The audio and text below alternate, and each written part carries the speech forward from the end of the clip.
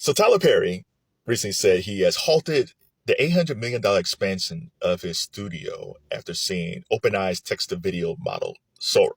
So Tyler was going to build 12 new sound stages at his studio in Atlanta, but he's put a stop to it.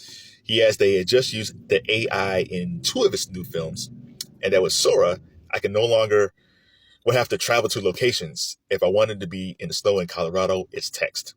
So I've used technology like not Sora, but I use technology like that where you type in like create a video where I am riding a camel in Egypt, or maybe not me, it's somebody else, and it would make a video of somebody riding a camel in Egypt. It's kind of crazy. So the Sora thing seems to be high level where you can just do anything. Like you don't need green screens, you don't need to travel anywhere. It's a pretty effective tool to use for directors. But let's get to Tyler for a second. Tyler Perry is a cheap dude. Now, he's very charitable. He helps out people in need. Like I've seen the stories. Like I'm not saying he's a bad guy. But the one thing I've always had an issue with him is how come he doesn't have a writer's room? Like if you ask Tyler Perry how come he doesn't use a writer's room, he would get very upset with you. And I just felt like, dude, there's so much talent in Atlanta. I would think most people in Atlanta who are serious about being Hollywood screenwriters would actually take minimum wage, be part of Tyler Perry studios or be part of Tyler Perry's shows, just as a writer's room. I feel like that studio space that he has is just a waste of space. Like he yes, does he use it for his films? Sure.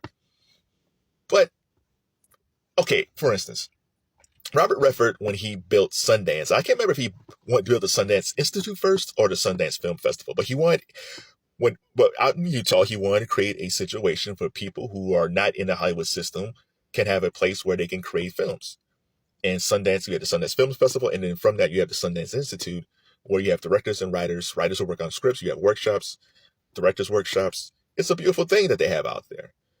There's a guy named Roger Corman. Roger Corman, back in the 60s, he had a studio, and he gave writers and directors a chance to create films. He would say, like, hey, here's your script, here's your budget, go make the film. So guys like Francis Ford Coppola before The Godfather, Martin Scorsese, Ron Howard, Jack Nicholson, they all were part of that camp where they would get the script, here's the budget, you make the film. And from that, you learn how to be a leader on a film set. It's a beautiful thing that Roger Corman did. And Tyler Perry could do the same thing. He could have the Tyler Perry Studios Institute. On one end, it could be just where he's filming The Oval and Sisters and the films that he make. And the other part, like let's say, I think they said he was going to build 12 new studios. Build 6, and that could be the institute where directors and writers in Atlanta or people can fly in with fellowships can create films, TV shows, TikTok videos, cast content. But he won't do it. He won't do it. So when he says like, oh my God, I don't have to go to Colorado, it's like, dude, you're already cheap anyway. Tyler Perry's made more than enough money. Again, I know there's never enough money when you make money. So I totally understand that. But man, it's time to give back creatively. Again, as far as like charities and things like that, he's great. But as far as like giving back to creative people, come on, dude. But let's go back to the AI part of it. This is bad. Now the genie's out of the bottle. AI it's just going to continue to get better and better. And I read in the Hollywood Reporter, I think they said in 3 years, over 200,000 jobs will be lost in Hollywood because of AI. And yes, within AI, there will be new jobs created, but it's not going to help everybody. Like, and this is just about Hollywood, it's everything.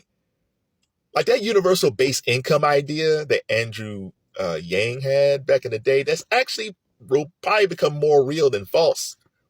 We're in a precarious time in American history where we might not have enough jobs for people. We have problems with homelessness now, but if people keep on losing their jobs to AI, what are we going to do? Who's going to buy all this high priced food? Who's going to buy these high priced gases for their SUVs? Who's going to buy that Netflix subscription for Tyler Perry shows on Netflix when he goes over there? AI is a wonderful thing. I use AI. I've used AI for YouTube. I use AI for different things, and it's great. I actually use it as a writing tool. If I'm stuck, sometimes I use it. Or sometimes I say, hey, I wrote this copy. It doesn't feel right. Can you clean this up for me to make it sound better? And most of the time it's okay, but it does tighten it up. So AI is a great, wonderful tool. But man, moving forward, if AI keeps on taking away jobs, we all might be characters in Tyler Perry's The Haves and the Have-Nots, where nobody survives.